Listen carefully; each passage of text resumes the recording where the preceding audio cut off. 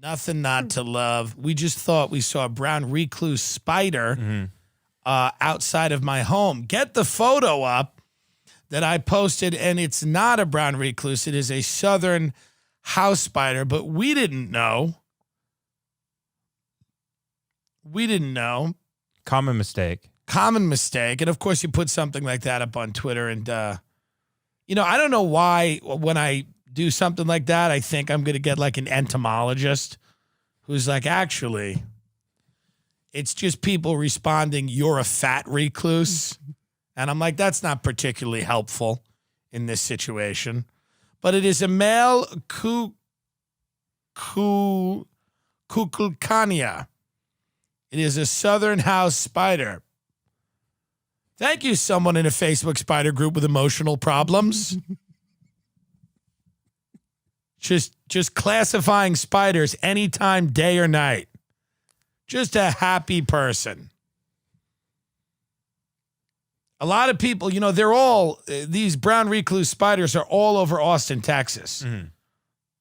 And it is a big, thing. There was actually a big lawsuit because a guy, caretaker at an Airbnb, was bit by a brown recluse, spent 75 days in a hospital, spent $600,000 on medical expenses.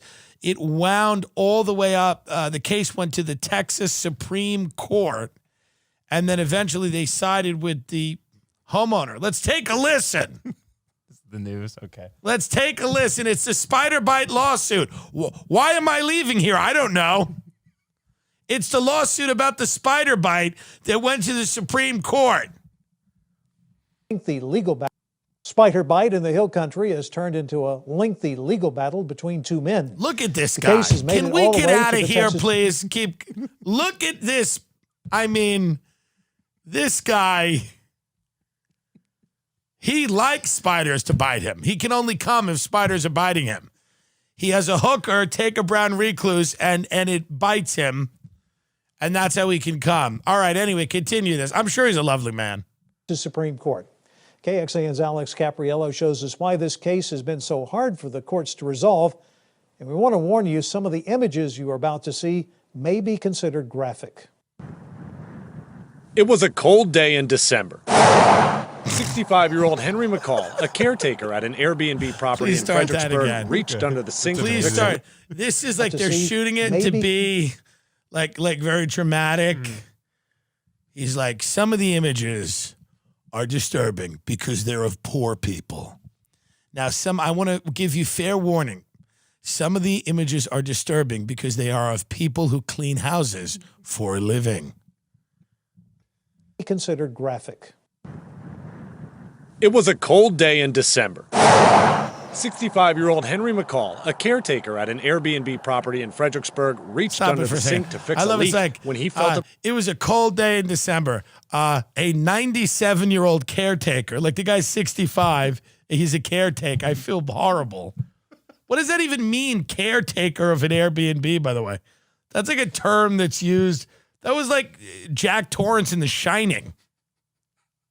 He's a caretaker of an Airbnb. The guy's 65 years old, and he's just, I think, attacked by brown recluses, but a prick on his arm. I got bit by a brown recluse spider bite. The highly poisonous spider caused McCall's arm to bruise and swell. He spent 75 days in the hospital, underwent 6 surgeries, and spent nearly $600,000 on hospital bills. But for the grace of God, I'm still here, and I'm grateful. And he goes, and I'm not getting vaccinated. He blames the property owner, Homer Hillis, for his suffering, saying he should be liable since he didn't warn him of the possible danger in his B&B. Attorneys tell us he normally wouldn't be, since those animals are native to the land. Similar legal cases regarding indigenous animal biting and attacking people have all taken place outdoors. So now the Texas Supreme Court judges will hear both sides on whether or not a landowner has a duty to protect the people on their property if that bite happens indoors.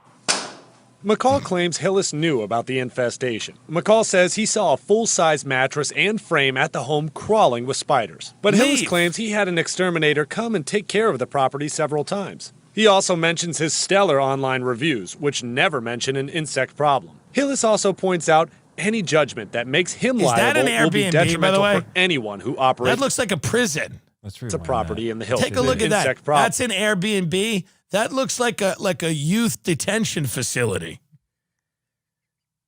That's an Airbnb. That can't be it. Who in God's, that's it. That Who is in it, I know. God's name is paying money to stay in that Airbnb by the side of the highway with this poor elderly caretaker? I mean, and the Texas Supreme Court tells the guy to go fuck himself, Oh, which I really? love. Yeah. Yeah, they go, hey, the spiders were here before you, sir. Should we finish this? Yeah, of course. Hillis also points out any judgment that makes him liable will be detrimental for anyone who operates a property in the Hill Country. Hopefully, they will bring about some regulations to exterminate for bed bugs, for scorpions, for brown recluse spiders and black widow spiders. Alex Capriello, KXAN News. We reached out to the Airbnb owner, Homer Hillis, as well as his lawyer. They chose not to comment until the Texas Supreme Court makes their decision. Homer Hillis. Judges will hear both arguments. The tomorrow Airbnb morning. owner, Homer Hillis. My name is Homer Hillis.